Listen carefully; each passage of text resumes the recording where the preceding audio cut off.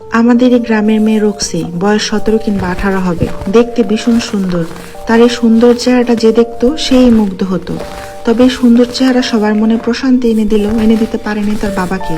কারণ তার জন্মের সময় তার মা মারা যায়, আর তাই তার বাবা তাকে এক প্রকার অভিশাপ হিসাবেই দেখেন। রক্সির দরিদ্র বাবা মানুষের জমি বর্গা নিয়ে চাষ করে নদীর চরে। প্রতিদিন দুপুরবেলা খাবার পাঠাতে হয় তার বাবার কাজের স্থানে। রক্সি খাবার তৈরি করে তার বাইকের সঙ্গে করে নদী পার হয়ে যেত তার বাবার কাজের স্থানে। তবে সে যেত না বাবার কাছে, অপেক্ষা করতো নদীর ধারে, কারণ বাবা সহ্য করতে পারে না তাকে। গ্রামের এক পরিচিত দাদি রক্সির এই অনাদর অবহেলা দেখে প্রায় আফসোস করে। আহারে, মেয়েদের এত অবহেলা অযত্ন আর দেখতে পারি না বাপু, বলে দীর্ঘ নিঃশ্বাস ফেলে। রক্সি চুপ করে শোনে আর নিঃশব্দে হাসে। চুপচাপ রক্সির প্রায় সময় কি যেন হয়, মাঝে মাঝে একা মনে আয়নার সামনে দাঁড়িয়ে হাসে, কাঁদে, সাজে, যেন সাক্ষাৎ পদ্মবতী। তবে বাবার চোখে বলে বিরক্ত সহকারে বলে ওঠে, এই মেয়ের নাটক আমার আর ভালো লাগে না। এরপর চলে যায়।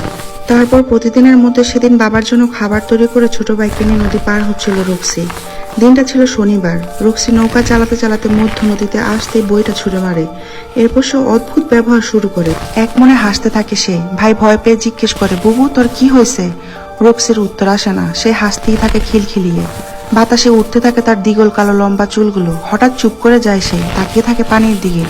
এরপর আবার খুব আগ্রহের সাথে কি যেন কথা বলছিল সে পানির ভিতরকার কারো সাথে। কথা বলতে বলতে হাসছিল। তারপর এক পা দুপা করে নৌকা থেকে নেমে পড়ে মাঝ নদীতে। ছোট ভাই চিৎকার করতে থাকে, তবে উঠে আসে না রক্সি। এরপর ছোট ভাই কোনোভাবে নদী পার হয়ে চড়ে তার বাবার কাছে যেয়ে জানায় ঘটনা। তার বাবা অনেক মানুষ নিয়ে এসে খোঁজাখুঁজি করে রক্সিকে। তবে দীর্ঘ সময় সেখানে খোঁজাখুঁজি করে দেখা পাওয়া যায় না রক্সির।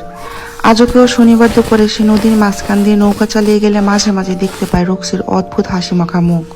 নৌকার অপর প্রান্তে বসে উড়ন্ত খোলা চুলে অদ্ভুত সুন্দরী রক্সি হাসতেই থাকে এক মনে। আর রাত্রিবেলা ওই নদীর মাছ থেকে ভেসে আসে রক্সির করুণ আর্তনাদ, মুক্তি দাও আমায়। জেলেরা বহুবার শুনেছে রক্সির এই ভয়ঙ্কর আর্তনাদ। প্রতিবারের জন্য প্রাণ নিয়ে ছুটে পালিয়েছে বাড়ির দিকে তারা।